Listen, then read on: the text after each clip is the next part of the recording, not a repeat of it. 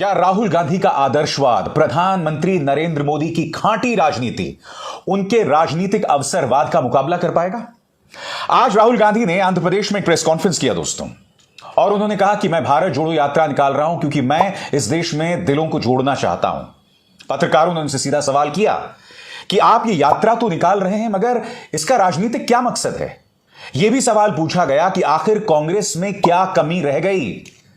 राहुल गांधी ने कहा कि इस यात्रा का मकसद राजनीति नहीं है और वो देश को जोड़ना चाहते हैं। बड़ा प्रश्न, उनका मुकाबला एक ऐसी पॉलिटिकल पार्टी के साथ है जो बिल्किस बानो के 11 गुनहगारों को रिहा करके यह उम्मीद करती है कि उसके जरिए उसे हिंदुओं के वोट मिल जाएंगे। राहुल गांधी का मुकाबला एक ऐसे व्यक्ति यानी अरविंद केजरीवाल से है जो राजनीति करना जानता है और बिल्किस बानो पर पूरी तरह से खामोशी अख्तियार कर लेता है। ऐसे में क्या राहुल गांधी प्रधानमंत्री नरेंद्र मोदी की अवसरवादी राजनीति या अरविंद केजरीवाल की अवसरवादी राजनीति का मुकाबला कर पाएगी? क्या कहा राहुल गांधी ने, सबसे पहले सुनते हैं दोस्तों। कांग्रेस कह रही है कि ये भारत जोड़ो यात्रा है, चुनाव जीतो यात्रा नहीं है। लेकिन अगर पार्टी चुनाव नहीं जीत पा रही है, इसका मतलब वो जनता का विश्वास भी नहीं जीत पा रही है। तो आपको क्या लगता है, कहाँ कमी रह रही है और क्या सुधार की जरूरत है? कमी कहीं नहीं है। हमने बड़े क्लियरली बोला है कि हिंदुस्तान में नफरत, बेश शांत हो जाए, नफरत फैलाया जा रहा है, हिंसा फैलाई जा रही है, हिंदुस्तान को बांटा जा रहा है और इसके हम खिलाफ हैं। भारत जोड़ो यात्रा का लक्ष्य हिंदुस्तान को फिर से जोड़ने का है। हिंदुस्तान में जो हिंसा फैलाई जा रही है उसके सामने खड़े होने का है। ये हमारा लक्ष्य है। यात्रा के माध्यम से हमें लोगों से जुड़ने का मौका मिल रहा है, तो ये जरूर फायदा हो रहा है और हमें बहुत कुछ सीखने को मिल रहा है। अब वो देखी जाएगी बात। मगर ये जो यात्रा है ये भारत जोड़ो यात्रा है, इसीलिए हमने इसको ये नाम दिया है। दोस्तों, मैंने कहा प्रधानमंत्री नरेंद्र मोदी की अवसरवादी राजनीति।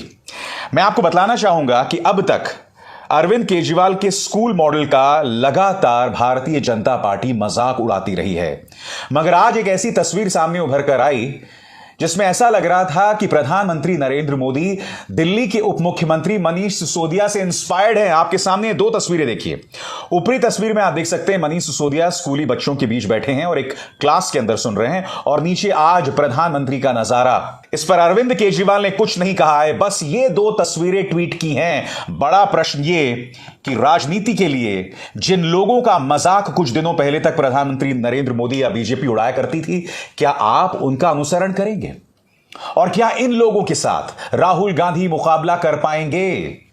आज राहुल गांधी ने पत्रकारों को यह भी कहा कि मेरी छवि पर लगातार हमला हुआ, मेरी इमेज को तार-तार किया गया, क्योंकि पत्रकार ने उनसे सवाल पूछा था कि देश भर में पत्रकारों पर हमला हो रहा है, आपका उस पर क्या कहना है?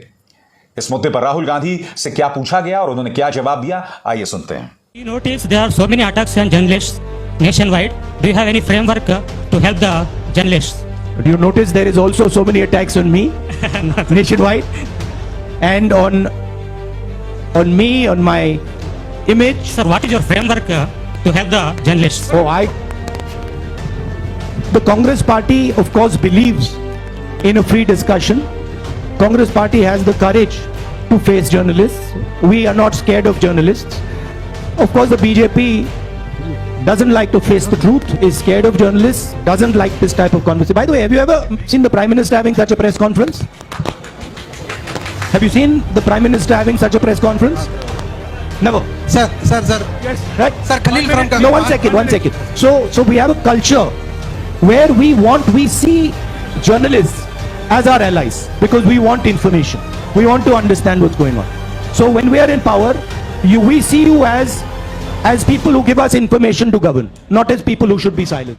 राहुल गांधी इस मौके पर प्रधानमंत्री नरेंद्र मोदी के परम मित्र गौतम अडानी का नाम लिए बगैर उन पर हमला करने से भी नहीं चूके।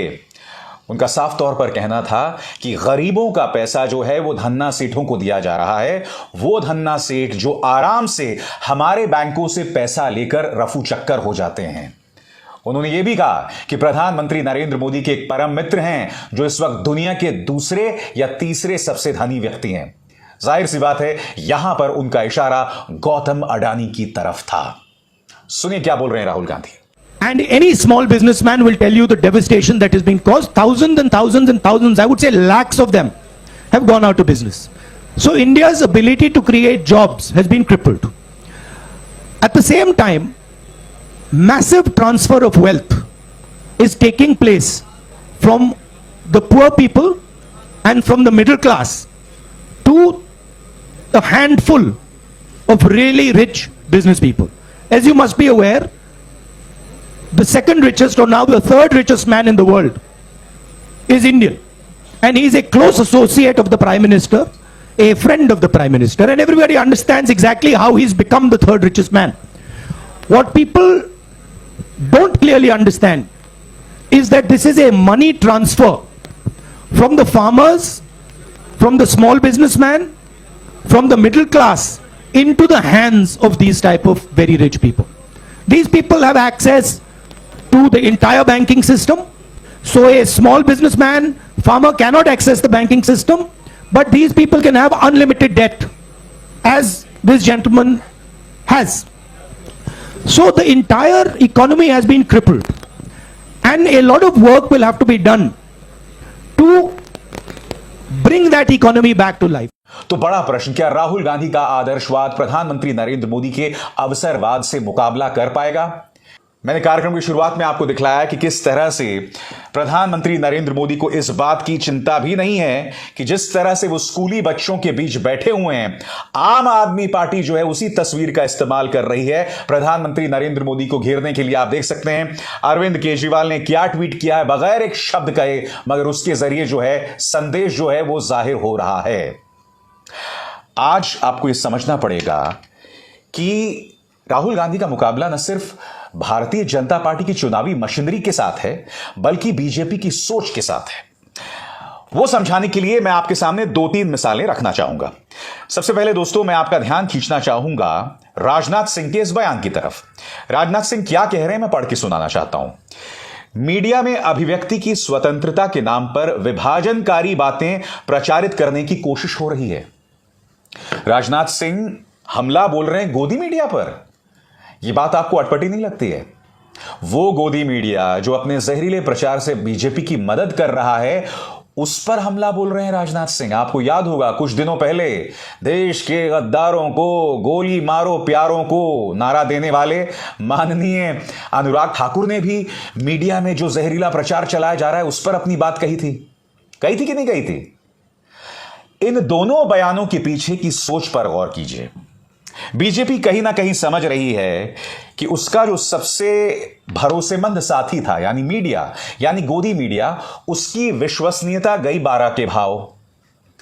आज की तारीख में कोई न्यूज मीडिया को, न्यूज चैनल्स को गंभीरता से नहीं लेता, अखबारों को गंभीरता से नहीं लेता। अब बीजेपी क्या कर रही है इन दोनों बयानों के जरिए, चाहे वो राजनाथ सिंह ने दिया हो या अनुराग ठाकुर ने? वो लोग मीडिया पर हमला बोलकर उन लोगों को भी अपनी तरफ खींच रहे हैं जो मीडिया से नाराज हैं। उन्हें लगता है कि गोदी मीडिया पर हमला बोलकर, गोदी मीडिया की विश्वसनीयता पर सवाल खड़े करके कहीं ना कहीं आप उन लोगों को अपनी तरफ कर सकते हैं जो इस मीडिया से नाराज हैं। इसका मतलब क्या हुआ? बीजेपी दोनों तरफ खेलना जानती है। राहुल गांधी का मुकाबला इस सोच के साथ है। मैं इसलिए कहता हूं कि जो मीडिया आज की तारीख में नतमस्तक है ना बीजेपी के सामने, उसे पता होना चाहिए कि भारतीय जनता पार्टी के सामने तुम्हारी औकात कुछ नहीं है। Use and throw. तुम्हें तुम्हारी विश्वसनीयता को बर्बाद कर दिया गया है, और यह बर्बाद इसलिए किया गया है क्योंकि तुम प्राइम टाइम में जहर का प्रचार प्रसार करते हो, और आज वही बीजेपी नेता तुम्हें सार्वजनिक तौर पर जलील कर रहे हैं। बात यहां नहीं रुकती दोस्तों, आपकी स्क्रीन पर यह बयान देखिए। कानून मंत्री किरण रिजिजू कह रहे हैं कि देश के जजेस राजनीति कर रहे हैं। जजेस के कोलिजियम में जो घटनाक्रम हो रहा है उसे वो राजनीति का नाम ले रहे हैं। मैं कानून मंत्री से पूछना चाहता हूं कि ये जो आपने बयान दिया है इसमें कहीं ना कहीं अदालत की भी अवमानना है। मगर रिजिजू जी, मैं आपसे कुछ और पूछना चाहता हूं। आप कह रहे हो कि जजेस राजनीति कर रहे हैं, मगर मैं आपका ध्यान 2-3 चीजों की तरफ खींचना चाहूंगा। आपके स्क्रीन पर justice M.R. Shah supreme court के जज हैं। आप जानते हैं इन्होंने क्या कहा था कि प्रधानमंत्री नरेंद्र मोदी एक विजनरी नेता हैं, एक महान नेता हैं। उनकी सोच के क्या कहने। एक सिटिंग जज इस तरह से प्रधानमंत्री नरेंद्र मोदी की तारीफ कर रहा था। प्रधानमंत्री नरेंद्र मोदी जो भारतीय जनता पार्टी के सबसे बड़े ब्रांड हैं, एक सिटिंग जज, और किरण रिजिजू जजों पर आरोप लगाते हैं कि वो राजनीति करते हैं। आपका अमर शाह के इस बयान के बारे में क्या कहना है, बताइए। इसलिए मैं कह रहा हूं ये दोनों तरफ खेलते हैं। अब एक और बयान आपकी स्क्रीन पर, former chief justice Ranjan Gogoi के बारे में कहा जाता है कि उन्होंने जैसे ही रिटायरमेंट लिया, कोई कूलिंग ऑफ पीरियड नहीं था, इनका सीधे राज्यसभा में प्रवेश हो गया बीजेपी की मदद से। आपको इसमें बिल्कुल भी कोई अटपटी बात नहीं दिखाई देती, कॉन्फ्लिक्ट ऑफ इंटरेस्ट नहीं दिखाई देता? कम से कम एक कूलिंग ऑफ पीरियड होना चाहिए था ना। 1-2 साल रुककर आप राज्यसभा जाते, मगर रिटायरमेंट के बाद सीधा वो राज्यसभा में घुस गए। ऐसे में उन्होंने जो फैसले लिए, और मैंने एक आर्टिकल देखा था, उस आर्टिकल में यह कहा गया था दोस्तों कि चीफ जस्टिस रंजन गोगोई के कम से कम ऐसे 5 फैसले थे जिनसे बीजेपी को मदद मिली थी। मैं उस आर्टिकल में विश्वास नहीं करता, मगर मैं आपको बतला रहा हूं, चाहे जस्टिस एम.आर. शाह का बयान हो, चाहे रंजन गोगोई का राज्यसभा में जाना हो, वो रंजन गोगोई जिन पर सेक्सुअल हैरेसमेंट, यौन उत्पीड़न का आरोप था, एक औरत ने उन पर यह आरोप लगाए थे और बीजेपी ने इन सज्जन को राज्यसभा में भेजा था। और फिर रिजिजू क्या कहते हैं? रिजिजू कहते हैं कि साहब जजेस राजनीति खेल रहे हैं। जजेस का इस्तेमाल राजनीतिक दलों में किस तरह से हो रहा है, उनके एजेंडा में किस तरह से हो रहा है, मैंने आपको उसकी 2 मिसालें दी हैं। इसके बारे में किरण रिजिजू क्या कहना चाहेंगे? यानी कथनी और करनी का फर्क।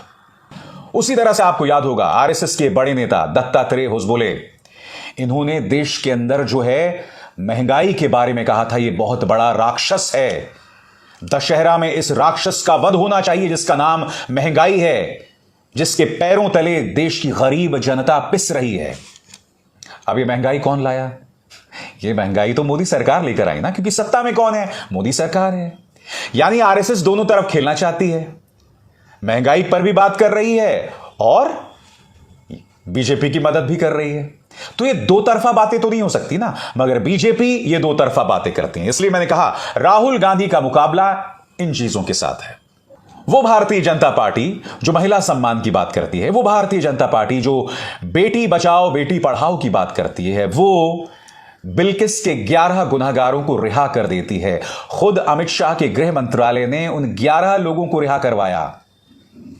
क्या कहेंगे इसके बारे में? यहां पर भी कथनी और करनी का फर्क, क्योंकि बीजेपी को लगता है कि ऐसा करने से उसे गुजरात के चुनाव में फायदा मिलेगा। जनता को यह समझती है बीजेपी। तो ये तमाम चीजें बताती हैं दोस्तों कि राजनीति के लिए बीजेपी कोई भी हद पार करने को तैयार है। कांग्रेस का ऐसी बीजेपी के साथ दूर दूर तक कोई मुकाबला नहीं है, क्योंकि राहुल गांधी आदर्शवाद की राजनीति करना चाहते हैं। जनता, मैं नहीं जानता हूं तैयार है कि नहीं। कायदे से इस तरह की राजनीति ही होनी चाहिए, मगर ऐसा हो नहीं रहा है। कांग्रेस में ढेरों कमियां हैं, उस बात को मैंने हमेशा स्वीकारा है संगठन के तौर पर। जी हां, खुद गांधी परिवार जो अपनी जिम्मेदारी नहीं लेता है, मगर उसका असली मुकाबला है भारतीय जनता पार्टी के घोर अवसरवाद के साथ। क्या अगले 1.5-2 साल में राहुल गांधी कोई कमाल कर पाएंगे अपने इस आदर्शवाद के हथियार के जरिए? हमें इंतजार करना होगा। अभिसार शर्मा को दीजिए इजाजत।